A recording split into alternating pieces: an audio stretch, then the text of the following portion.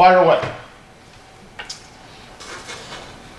What have you seen on film, Missouri State? From Missouri State, you know, a defense that wants to be pressure oriented, okay? And I know, Coach, I talked about this, and you're all aware that, you know, obviously coaching change. Who's the head coach now? You know, his involvement in the defense seems to be pretty high. You know, so multiple, diverse. Want to put pressure on the quarterback. You can see that.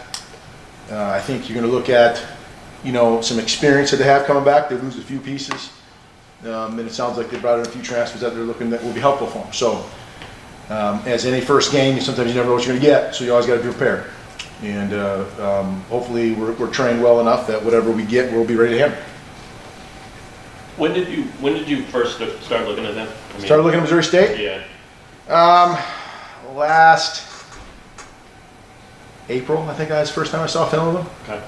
And then what's the progression from there? Just quick. Okay, so when you know the schedule, so you do your spring football. And usually in the middle of your spring football, for us, you know, we would do a quick analysis of what the upcoming season's opponents would look like in terms of if there's anything unique or unorthodox that we feel like we need to make sure we spend a little more time preparing for.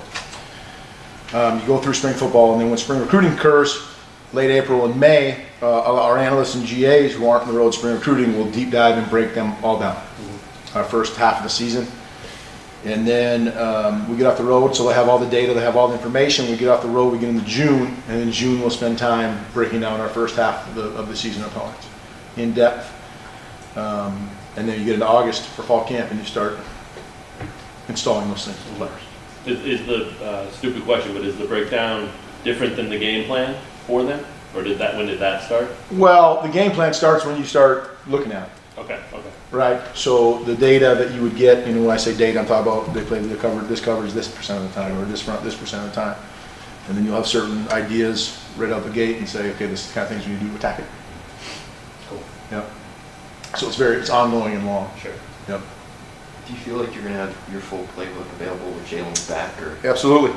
Yeah, and we've talked about it before. I know in other meetings that we've had here, at least in this football season, one of the advantages of having so many players coming back and returning is that you have, and it's a credit to our players, because we do things and we could adjust and adapt and tweak so easily, and they just go, okay, got you, let's do it, makes sense, right? Or hey, well, let's go back and do this. Remember when we did this 2 springs ago? Yeah, I remember that. Okay, great. And so, yeah, we have access to all of it. Daniel Highshot comes back. What are the kind of expectations you have for him? And I guess the running back room as a whole. Pound the rock. That's the expectation for the running back room. I told those guys, and this applies to all of our offensive skill players, we want to see if we have erasers. Did I talk about that in here before? Erasers? Okay, the eraser is the guy who's got the ball in his hand and has the ability to erase a bad block or a bad play call and make something happen. And when you look at high-level football and teams that are really good, and you look at football at the next level, there's erasers all over the field. And some people don't notice it because it might be a gain of -1 that turns into a gain of 5, but that's pretty significant. It's easy to see a highlight where a guy goes for 50, right? But it's those little moments that keep us on schedule that I'm really looking forward to from our running back room. Does how well Cole Ballard has done in the fall give you more freedom with Jason to do things with him? Yeah, we've talked before about, you know, our best players will always going to find creative ways to put it on the field. So that applies to all position groups. But he's developing really nicely, fall camp. We saw Keaton Quebec on the depth chart yesterday, and I know that's largely for special teams reasons, but what did he do to kind of impress you guys on the offensive side? What did Keaton do to impress us this fall camp to get himself in the depth chart? Yeah. The same thing that anyone that's on that depth chart has. They've been very reliable, and they've been very dependable. He's practiced, he's grit through uncomfortableness, right through fall camp, dove right in and want to learn the playbook. He's tough, he wants to be physical. Those kind of attributes show up on special teams a lot. And he's allowing himself to really diversify his skill set as a player and learn positions beyond just playing an X or just that, this or that. He's really wanting to take that on. And of course, physically being able to do that. for you guys in week one as an offensive coordinator? What are some of the things that you look for that make you feel confident going into a big week 2 game? Well, you want to support and reinforce your thoughts of what you think you're going to be good at, right? The things that you think you're going to be well at, right? And you go play a game against somebody else, because how long has this been? You know what I mean? How many months since you played another team? And you finally get to line up against somebody else and do what you hypothesize, right? Here we go way back to when we learned in elementary school the scientific method, right? Is that what they call it, right? You hypothesize what you think you're going to be able to execute well. And you never really know it till you start playing games. Now, experience and doing a lot of really good reps in fall camp and spring football certainly can help you form that hypothesis. So you're looking to go out there and execute well the things that you believe your players to execute well. It's a balancing act. I had someone ask me before about, do you worry about showing things? Do you worry about doing this? As far as we're concerned, we don't save anything. Every game is the most important game. So guns a-blazing, if you will. So when you ask about the open playbook, yes, 100%, right? Because you have to play to win the game. And we're going to have to play well. It's a good opponent we have coming. With that kind of philosophy, I mean, how much pressure does that put on you to just sort of generate new things on a week-by-week basis to replenish what you've used? Well, okay, that's a great question. And you've heard me say this before. You have to evolve week to week. You have to, right? Because your personnel could change week to week. Who you match up against could change week to week. One week you might feel really good about how your receivers match up outside, the next week you might not.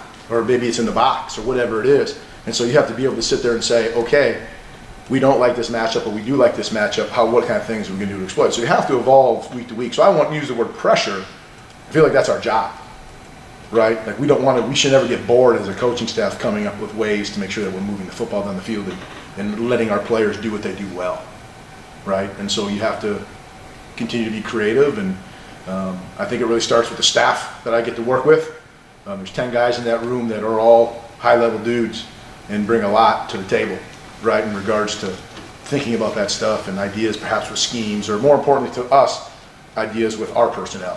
What are we doing well? What can we do more of or less of? Andy, I saw on the depth chart it was Casey or Cardell. I mean, you got a pretty deep group there, and has Trevor had a good camp? Awesome camp. All three of those tight ends had a fantastic camp. It's going to be a huge advantage for us as a football team to have 3 tight ends that are really good, and a good backfield group, and a group of receivers that we've talked about before, and some depth. And what a great, awesome, I'm not going to use the word problem, but I'll say, what a great problem or challenge to figure out ways to use all these chess pieces creatively. It's a lot of fun. Is there an ideal play number for you guys? I know it was low 60s last year with some of the rule changes could go down. Is there a kind of target number that you're going for each and every game? No, it's hard to go into a game and say the goal is to have this many snaps, right? It's how many ever it's necessary, right, or how many you have. I think what you want to get to the point of is at the end of the day, the number one stat is your points per possession on both sides of the ball. So when we have the ball, we need to score. How many ever plays that takes, right? Okay, so, but no. When we've talked at length about the rule changes and how that would maybe potentially impact the game, when you look, there's a spectrum still, right? It seemed to be, at least in week 0, that there was a few less, statistically speaking, but, right, you've heard me say before, statistics lie and liars use statistics. So, over the course of a season, when you get a lot of snaps to really evaluate that, to see how much it's really shaving off, I did see some people jokingly say, yeah, we took out all this time, but it was about 7 minutes more commercials, so, right, whatever, right? So we're just going to play however many it takes, because in the past we've had snaps where games we're playing 100 snaps, we've had some we're playing 50. Whatever we got to make sure that we're just capitalizing on how many of our opportunities we get to get the ball. If things go well and it's third, fourth quarter, is there an itch to get a bunch of guys in game 1? Does that enter your mind? Do you want to try to get a taste for especially some of the younger guys? Well, when you talk about either being up or behind, right, amount to feel like you'd want to rotate guys in, you want to make sure that the people who are going to play have earned the right to go on the field and play. And one of the things we talk about is that we're not just going to be this participation deal where you get to just play because you're on the roster. You got to earn it. I mean, typically you earn those things because you're out there playing and you're practicing, right, to do that. So, to answer your question, yes, you want to be able to get guys in the field and play and give them some quote-unquote live bullets to make sure that you can evaluate them and develop and all those sort of things. But you know, you don't necessarily have a at-length plan for all that kind of stuff, because you assume every game that you play is going to be a four-quarter plus game. Andy, one of the true freshmen on the depth chart was Calvin Clements. What have you seen from him?